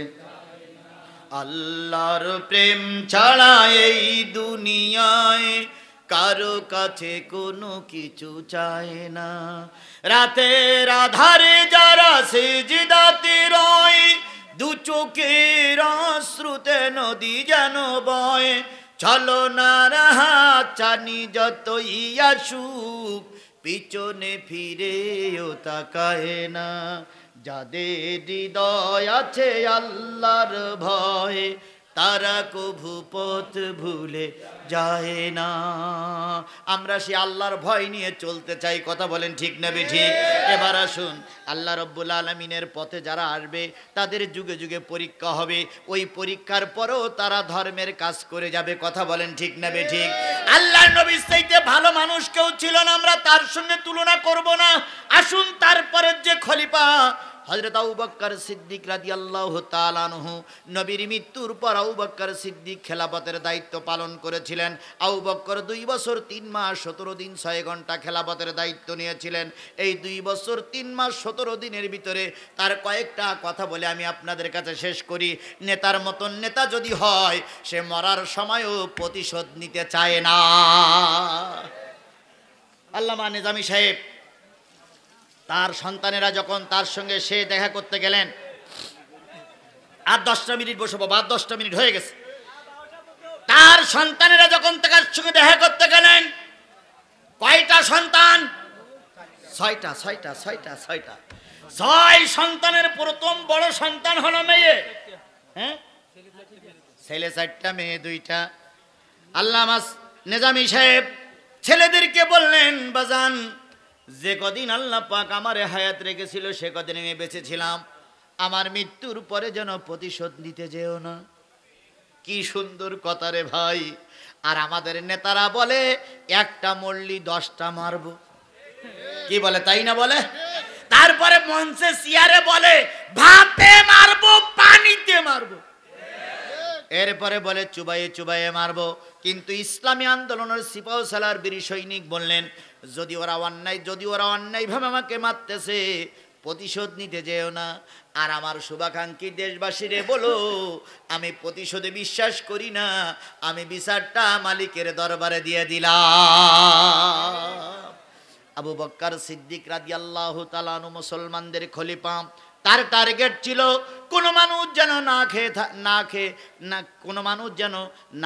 থাকে না, কোনো মানুষ যেন বস্ত্রহীন হয় না, কোনো মানুষ যেন কাপড়হীন হয় না, কোনো মানুষ যেন না খেয়ে ঘুমাইতে যায় না। আবু বকর সিদ্দিক রাদিয়াল্লাহু তাআলা আনহুর একটা নিয়ম ছিল, প্রতিদিন আসরের নামাজের পর প্রত্যেকের বাড়ি বাড়ি খোঁজ করতেন, বাড়ি বাড়ি যেতেন, খোঁজ নিতেন কার খাওয়া হয়েছে কার খাওয়া হয়নি।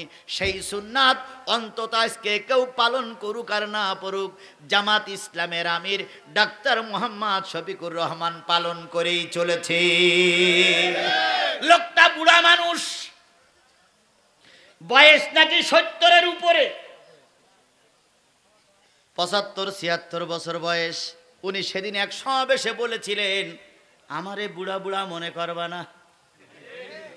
কি শুনুনি তোমরা? শোনো, আমারে বুড়া বুড়া মনে করবা না, আমি কিন্তু বয়সে বড় হলেও কর্মের দিক থেকে বুড়া না। ওই কি বলে লক্ষ্মীপুর ফেনীতে বন্যা হলো, ডাক্তার মোহাম্মদ ইউনূস যাওয়ার আগে, ফখরুল যাওয়ার আগে, ক্ষমতাসীন দলের নেতারা যাওয়ার আগেই ডাক্তার শফিকুর রহমান হাজির। সুবহানাল্লাহ বলেন। এই জন্য কেউ কেউ বলেছে বর্তমান বাংলাদেশের খলিফা, মুসলমানদের খলিফা হয়ে আবির্ভূত হয়েছে ডাক্তার শফিকুর রহমান। কেউ কেউ বলতেছে তিনি দেশের জন্য একটা রহমত। এই বুড়া মানুষটি এত কষ্ট যে কিভাবে করে আল্লাহই ভালো জানে। আল্লাহ পাক তার উপরে রহমত করুক, সকলে বলুন আমিন। তিনি যেমন ভাবে খেদমত করতেন, আবু বকরের মতন খেদমত তার ভিতরে ছিল। প্রতিদিন আবু বকর আসরের নামাজের পরে এলাকার খেদমত করতেন।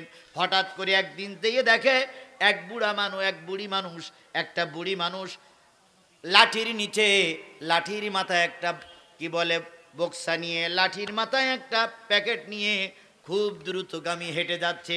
আবু বকর সিদ্দিক সামনে যেয়ে বলতেছে, ও মা, ও মা, মারে, বলতেছে তোমার নাম কি? আমারে মা বলি ডাকলে, আমার তো মা বলি ডাকার মতন কেউ নেই বাবা।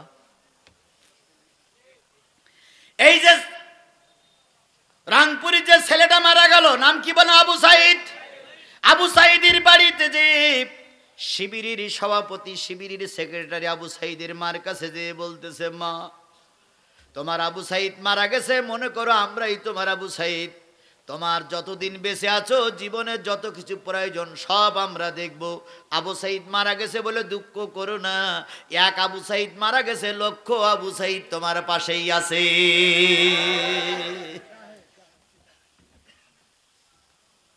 আবু বকর সিদ্দিক যখন মা বলে ডাকলেন, বুড়ি বললেন, কে গো তুমি? আবু বকর সিদ্দিক বলতে পারতেন আমি মুসলমানদের খলিফা। তিনি বললেন, আনা আব্দুল্লাহ, আমার নাম হলো আল্লাহর বান্দা, আমি আল্লাহর বান্দা আব্দুল্লাহ। কি বলতে চাও? কয় বুড়িমা তুমি ভিক্ষে করো কেন? বুড়ি বলতেছে, আমার স্বামী নাই, আমার ছেলে নাই, আমার আয় রোজগার করার মতন কেউ নাই, তাই তো আমি ভিক্ষে করে খাই। কোথায় তোমার বাড়ি? কয় বাড়ি বলে কিছু নেই, ওই যে একটা ঝুপড়ি দেখা যায়, ঝুপড়িতে আমি রাতে থাকি। আবু বকর সিদ্দিক লাঠিকানা ধরে বুড়িকে বাড়ি পর্যন্ত পৌঁছে দিয়ে বললেন, মা আজকে থেকে আর ভিক্ষা করা লাগবে না, তোমার 3 সাজের খানা আমি তোমার বাড়ি পৌঁছে দেব। এর নাম হলো ইমামুন আদিলুন, ন্যায় বিচারক বাদশাহ। বিশ্বাস করো বাংলার মুসলমান, বিশ্বাস করো 18 কোটি মুসলমান হিন্দু ভাইরা, যদি বাংলাদেশ জামাত ইসলামী তথা ইসলামী আন্দোলনের নেতা কর্মীরা ক্ষমতায় আসে, ওরা যা খাবে তোমারেও তাই খাওয়াইয়ে ছাড়বে। আজকে কোটি কোটি টাকা বিদেশে পাচার হয়েছে। দরবেশ বাবা চিন্তা করেছিল এই বোঝাই বেঁচে গেলাম করে। বাপ রে বাপ, দরবেশ বাবার নাম শোনেননি আপনারা? সালমান এফ রহমান, দেখলি মনে হইতো জিব্রাইলি ছোট ভাই। আরে বাপরে বাপ, এই টুপি, এই দাড়ি, সাদা পাঞ্জাবি, মনে হলো ফেরেশতাও ফেল ওর কাছে। এই লোকটা যখন পালিয়ে যায়, সঙ্গে ছিল কে? আইনমন্ত্রী। দুইজন যখন তসবি নেছে, তসবি নিয়ে একজন দাড়ি কেটেছে আর একজন দাড়ি রেখেছে, একজন কেটেছে আর একজন রেখেছে, রেখে দুটো তসবি নিয়ে সুবহানাল্লাহ সুবহানাল্লাহ সুবহানাল্লাহ দরবেশ সেজেছে। তো একজন যে বলতেছে, এ ভাই, এই নৌকায় যে দুজন বসে আছে এই লোকটা চেনা চেনা মনে হচ্ছে, যেন টিভিতে কোন জায়গায় দেখেছি বলে মনে হচ্ছে। আইনমন্ত্রী দেখে বলতে, ও তখন ওদিক ফিরে সুবহানাল্লাহ সুবহানাল্লাহ সুবহানাল্লাহ। আচ্ছা, এটা কি বাসা সুবহানাল্লাহ না ওইলো মরা সুবহানাল্লাহ? তা বাসা সুবহানাল্লাহ। তো আরেকজন এসে বলে, কি বলতেছি, এই লোকটা দেখেছি যে। তখন যে বলছে, ভাই আপনি সরকারের একটা মন্ত্রী না? ও তখন বুঝতে পেরেছি খেলা শেষ। পালাতে চাইছিল, পালাতে পারেনি, দুইজনকে ধরে জেলখানায় রিমান্ডে দেওয়া হলো। আজকে এই আইনমন্ত্রীদের কারণে সাবেক আমিরে জামাতের ফাঁসি হয়েছে। এই আইনমন্ত্রীর একটা কালেমার ঘোষায় সেক্রেটারি জেনারেল আলী হাসান মোহাম্মদ মুজাহিদকে ফাঁসির কাস্টে ঝুলতে হয়েছে। এই আইনমন্ত্রীর একটা কলমের ঘোষায় কামারুজ্জামান ভাইকে ফাঁসির কাস্টে ঝুলতে হয়েছে। পৃথিবীর সব মানুষ ভুলে গেলে আমরা ভুলে যাইনি। আমি এখান থেকে অনেক বছর আগে গোপনে 2-2:30টার সময় নিজামী সাহেবের কবর জিয়ারত করতে এসেছিলাম। 2:30টার সময় ওনার কবরের পাশে শহীদ মতিউর রহমান নিজামী লেখা হয়েছিল। বলো, এখানকার একদল মুক্তিযোদ্ধারা তার বিরোধিতা করেছিল। কথা বলেন ঠিক না বেঠিক? আমি বিশ্বাস করি যারা শহীদ মতিউর রহমান নিজামীর প্রথমে শহীদ লেখা বলে বিরোধিতা করেছিলেন, এরা একটাও মুক্তিযোদ্ধার পক্ষের লোক নয়। মুক্তিযোদ্ধার পক্ষের লোক হলে কখনো শহীদ মতিউর রহমান নিজামীর বিরোধিতা করতে পারতেন না। বাংলাদেশে যারা মুক্তিযোদ্ধা তারা 2 ভাগে বিভক্ত। একটা হচ্ছে বীর মুক্তিযোদ্ধা আর একটা হচ্ছে বীর মুতিয়ে যোদ্ধা। কয়টা গ্রুপ? একটা হচ্ছে বীর মুক্তিযোদ্ধা আর একটা হচ্ছে বীর মুতিয়ে যোদ্ধা। যারা বীর মুক্তিযোদ্ধা তাদেরকে আমরা স্যালুট জানাই। কথা বলেন ঠিক না বেঠিক? উল্টো বসবেন না। আপনারা দেশ রক্ষা করার জন্য রক্ত দিয়েছেন, ঘাম ঝরিয়েছেন, নিজের স্ত্রীকে বিধবা করতে চেয়েছিলেন, আপনার অঙ্গ প্রত্যঙ্গ হানি হয়েছে।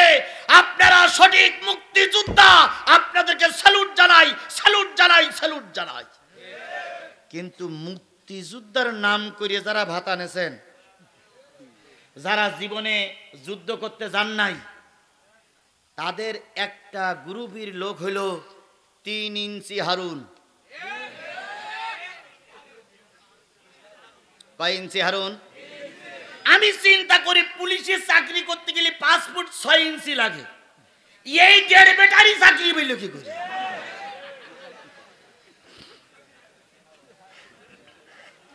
দেড় ব্যাটারি তার অফিসে ভাতের অফিস খুলে বসেছিল। কথা বলেন ঠিক না ঠিক? এই 1.5 ব্যাটারির কারণে বহুত নেতা কর্মীর কষ্ট ভোগ করতে হয়েছে। এখন গেল কই? শুধু বলতো খেলা হবে। আমরা তো খেলা করার জন্যই ময়দানে আছি। আপনারা কই? খেলবো এখন ইনশাআল্লাহ। কথা বলেন ঠিক না ঠিক? এতদিন একা একা খেলেছেন, এবার আমরা ময়দানে নেমেছি। তুমি যদি মায়ের দুধ খেয়ে থাকো, আমি মায়ের দুধ খেয়ে ময়দানে নেমেছি। আসু খেলি, দেখি কার বাহুতে কতটুকু জোর আছে। এখন পালিয়ে গেলে কেন দুলাভাই? খেলতে নামো।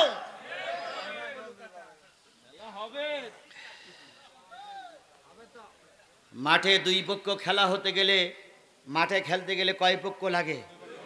2 পক্ষ লাগে। এতদিন ওনারা 1 পক্ষই খেলিয়েছে আর আমাদের নামতে দেয়নি। দিন খান দিয়ে আমাদের ঘরের দরজাতে রেখেছে, নামা যাবে না, নামা যাবে না, নামা যাবে না। আবার মাঠে এসে বলেছে একা একাই গোল দিলে 70 খান গোল দেওয়া যায়। কথা বলেন ঠিক না ঠিক? দিনের ভোট রাতে করলে 1.5 ব্যাটারিও নেতা হয়ে যায়।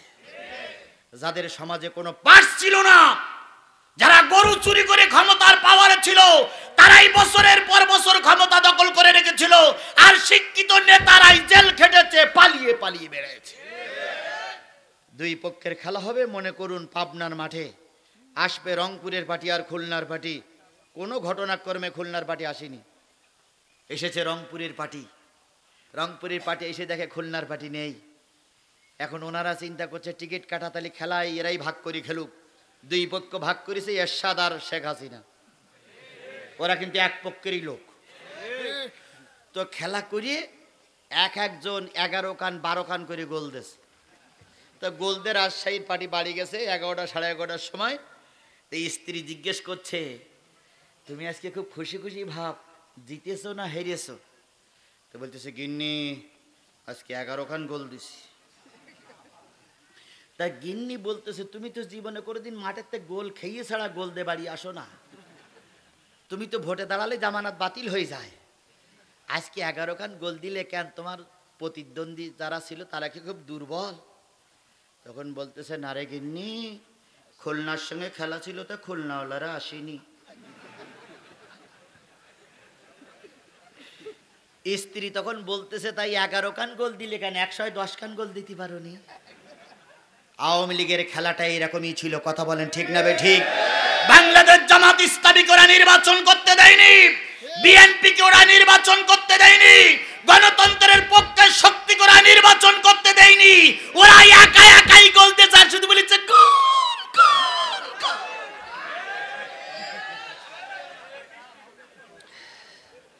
আর বাড়ি গিয়ে স্ত্রীর সঙ্গে বলেছে খেলা হবে।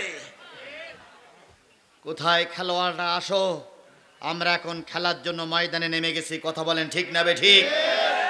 শুনতেছি আগামী কয়েক মাসের ভিতরে নির্বাচন দেবে। নির্বাচনে আল্লাহ যদি আমাদের সহায় থাকে, অন্য কোনো পার্টির দরকার নেই, যদি ইসলামী সমভাবাপন্ন দলগুলো একজোট হয়, আগামী নির্বাচন হবে কোরআনের পক্ষের নির্বাচন।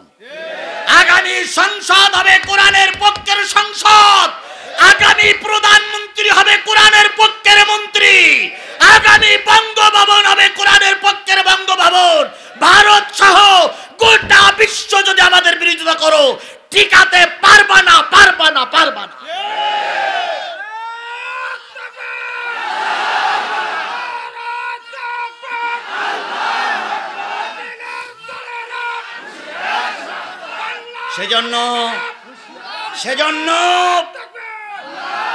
সেজন্য বাংলাদেশ ইসলামী ছাত্র শিবির, বাংলাদেশ জামাত ইসলামের কাছে আমার করজোড়ে অনুরোধ, আজকে আমাদের বসে থাকার সুযোগ নাই। প্রতিটা নেতা কর্মী ঘরে ঘরে ঘরে দাওয়াতি কাজ করে দেবেন, কারণ খরগোশ আর কচ্ছপের গল্পটা মনে রাখতে হবে। খরগোশ অধিক দৌড়াতে পারে বলেই যে জিতে যাবে তা নয়, অনেক সময় কচ্ছপেরা আলসামি না করার কারণেই জিতে যায়। সুতরাং আজকে আমরা খরগোশ হয়ে দেখা দিয়েছি, গোটা দেশের সব জায়গায় আমাদের নেতা কর্মীরা মাথা উঁচু করেছে বলে আমরা ক্ষমতায় গিয়েছি, ভাবার কোনো সুযোগ নাই। যতদিন পর্যন্ত সুষ্ঠু নির্বাচন হবে, আমার নেতারা যতদিন পাওয়ারে না যাবে, ততদিন পর্যন্ত একটাও নেতা কর্মী বসে থাকা যাবে না। কারা কারা আমার কথার সঙ্গে একমত, দুই হাত উঁচু করে আল্লাহরে দেখাও।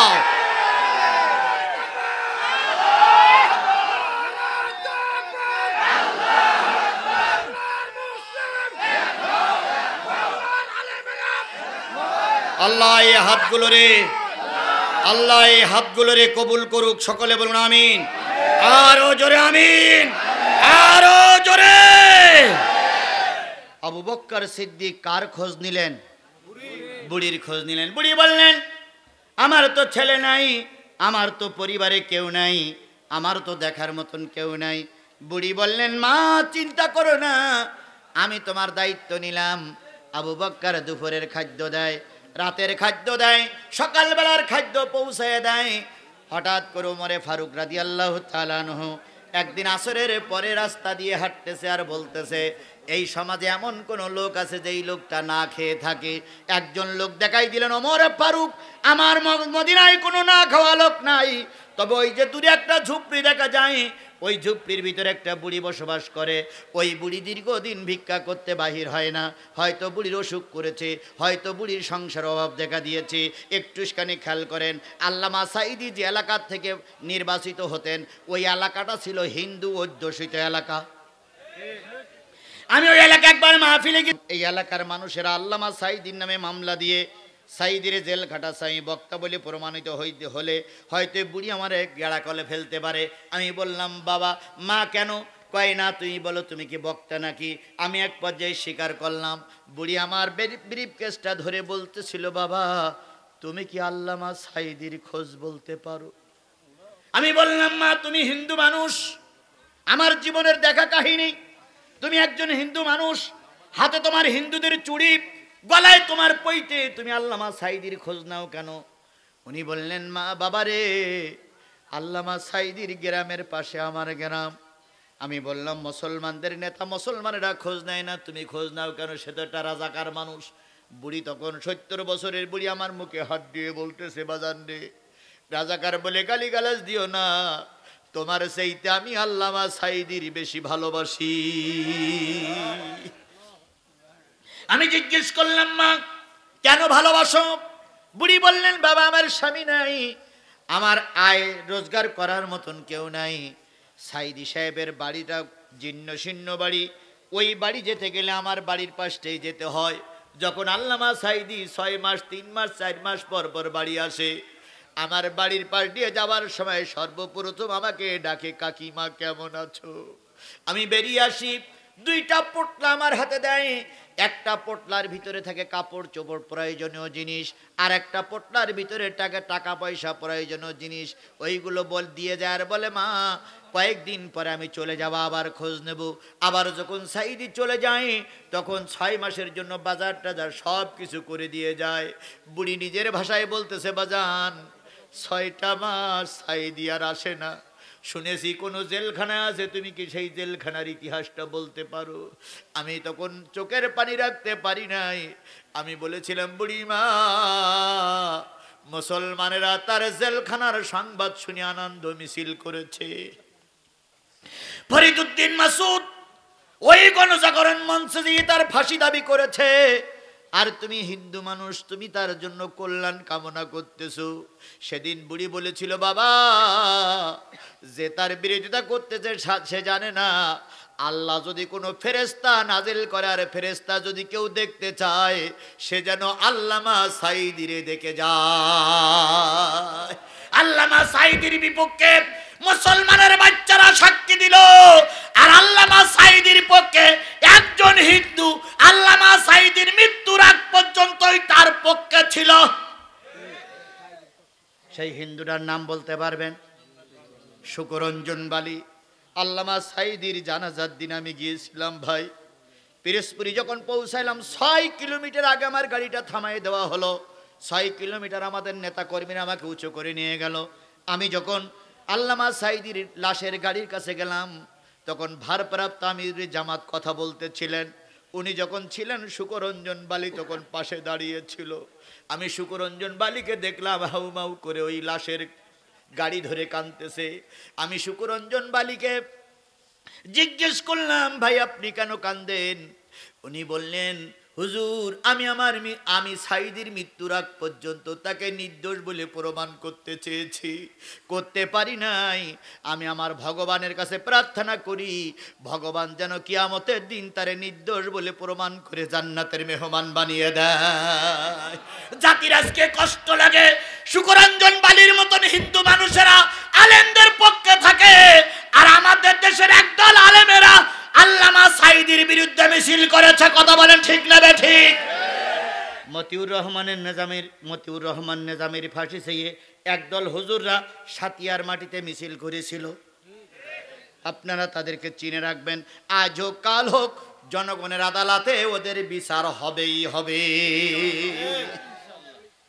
বুড়ি মানুষ, কথা শেষ, এখনই মোনাজাত হবে, যে যেখানে আছেন মোনাজাতের জন্য তৈরি হন। বুড়ি মানুষ। ওমর বললেন যেখানে কেউ না খেয়ে আছে লোকে জেনাই দিল ওই ঘরের একটা বুড়ি আছে না খেয়ে থাকে। হযরত ওমর দুপুরের পর জোহরের নামাজের পরে কিছু রুটি আর খেজুর নিয়ে বুড়ির বাড়ি হাজির হয়ে গেছে। দোয়া হবে, ওটা চলা করতে বলিনি, দোয়া হবে। তো ওমর যেয়ে ডাকতেছে বুড়িমা, বুড়িমা, এই ছেলেরা বসো বসো, দোয়া হবে। বুড়িমা, বুড়ি বলতেছে কে? আনা ওমর ইবনে খাত্তাব। বুড়ি ভয় পেয়ে গেছে যে ওমর আমার বাড়ি কেন? ওমর আমি কোনো অন্যায় কাজ করিনি। বুড়ি বলল যে অন্যায় কাজ আমি করি না। ওমর বলল, তোমার অন্যায়ের জন্য আমি আসিনি, আমি তোমার দুপুরবেলার খাওয়া দেওয়ার জন্য এসেছি। বুড়ি বললেন, আমার খাবার নিয়ে যাও।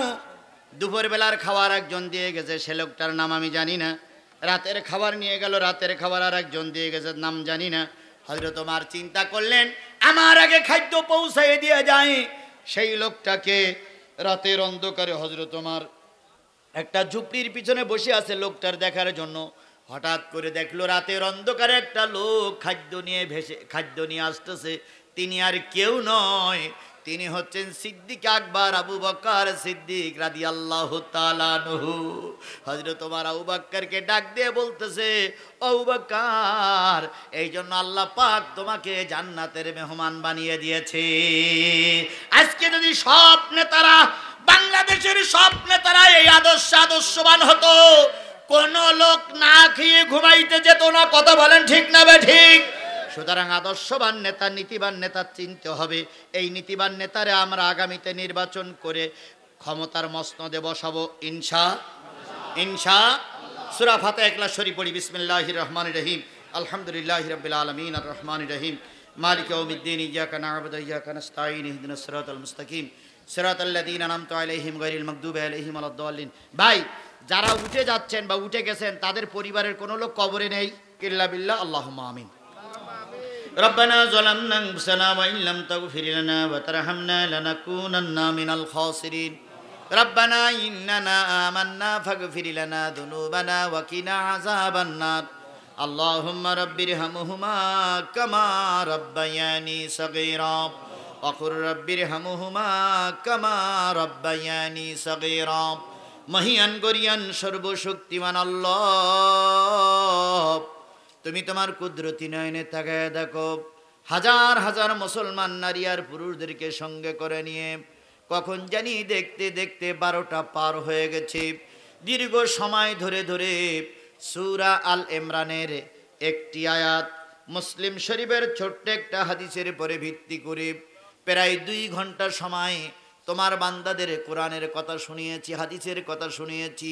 সর্বশেষ ইসলামী আন্দোলনের নেতা কর্মীদেরকে নিয়ে, তাহাজ্জুদ গুজারি মানুষদেরকে নিয়ে, দাড়ি পাকা চুল পাকা মানুষদেরকে নিয়ে, হজ্জুল হারামাইন হাজী সাহেবদেরকে নিয়ে আমি নাসিস নালায়ে গুনাহগার দীর্ঘ পথ অতিক্রম করে এসে এই বৃষ্টির দিনে, ঝড়ের ভিতরে, বৃষ্টির ভিতরে আমরা তোমার কাছে দোয়া করছি, মাবুদ দয়া করে এই কোরআনের মাহফিল আমাদের সকলের নাজাতের জরিয়া বানায়া দাও। এই কোরআনের মাহফিলের আয়োজন যারা করলো, শোনার জন্য যারা আসলো, বলার জন্য আমরা যারা এসেছিলাম, আর এই কোরআনের মাহফিল টিকায় রাখার জন্য যারা চাঁদা দিল, পয়সা দিল, সময় দিল, শ্রম দিল, মেধা দিল, কথা দিল, এরপরে এই কোরআনের মাহফিল টিকায় রাখার জন্য যারা টাকা দিল, মেহেরবানি করে এই কোরআনের মাহফিল আমাদের সকলের নাজাতের জন্য যথেষ্ট হয়ে যাও।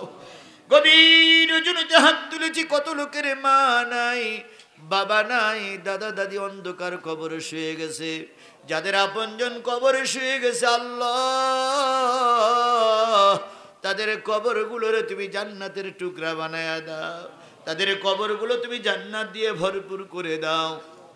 যাদের মা বাপ এখনো বেঁচে আছে, আল্লাহ তাদেরকে আল্লাহ তুমি দয়া করে মায়া করে আমাদের খেদমতে সন্তুষ্ট হতে পারে তৌফিক দিয়ে দাও।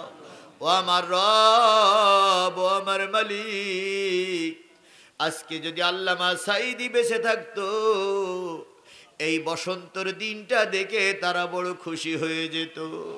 দীর্ঘদিন আল্লামা সাঈদী মন্ত্রী ছিল, 2টা সেক্টরের 2টা জায়গার মন্ত্রী ছিল, দীর্ঘদিন আমিরে জামাত ছিল। আল্লাহ দীর্ঘদিন তিনি অনেক বড় দায়িত্ব নিয়ে এই সমাজে কাজ করেছেন। তিনি যদি নিজের বাড়ি ঘরদোর করতে চাইতেন, হয়তো 2-4 তলা বাড়ি তিনি করতে পারতেন। আমি গভীর রজনীতে তার বাড়ি যেয়ে দেখেছি, তার যে খাটখানা তিনি এসে বসতেন, সেই খাটখানা ঘুনে ধরেছে। যে বেডশিটটায় বসতেন, যে তোশকের পরে বসতেন, তোশকটা ছেঁড়া গড়া অবস্থায় পড়ে আছে। ও মাবুদ, তিনি বিদেশে সফর করতেন, বিদেশে সফর করার পরে যে টাকাটা উদ্বৃত্ত হতো, সেটা সরকারি কোষাগারে জমা হতো। এরকম একজন নেতা যদি আমাদের সমাজে নেতৃত্ব দেয়, এই সমাজের কোনো মানুষ না খেয়ে থাকবে না। তাই তোমার কাছে দাবি করছি, আল্লাহ কোরআনের ভয়, তোমার ভয়, ইসলামের ভয় যাদের দিলের ভিতরে আছে তাদেরকেই তুমি আমাদের নেতা বানায়া দাও। আল্লাহ আমার দেশটারে তুমি একটা বারের জন্য কোরআনের দেশ বানায়া দাও। আওয়ামী লীগের শাসন আমরা দেখেছি, জাতীয় পার্টির শাসন আমরা দেখেছি, বিএনপির শাসন আমরা দেখেছি, কোনো ইসলামপন্থী দলের শাসন আমরা দেখি নাই।